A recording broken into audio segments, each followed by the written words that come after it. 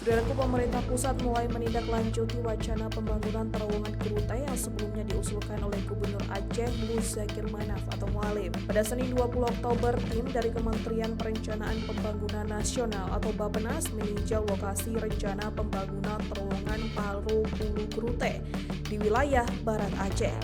Kunjungan tersebut dipimpin oleh Mustakim selaku Ketua Tim 1 bersama anggota dari Direktorat Kedeputian Bidang Infrastruktur dan Direktorat.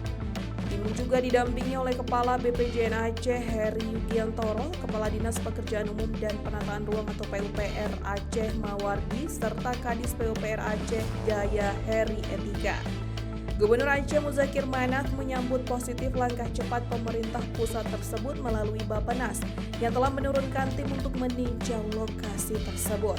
Ia menilai proyek terowongan Kerute sangat penting untuk memperlancar mobilitas barang dan orang, khususnya di jalur barat selatan Aceh.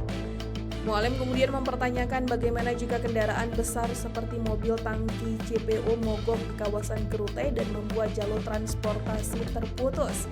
Ia juga menyinggung bahwa dirinya telah menemui beberapa menteri di Jakarta untuk meminta perhatian pemerintah pusat terhadap berbagai kebutuhan pembangunan di Aceh termasuk terowongan Kerute.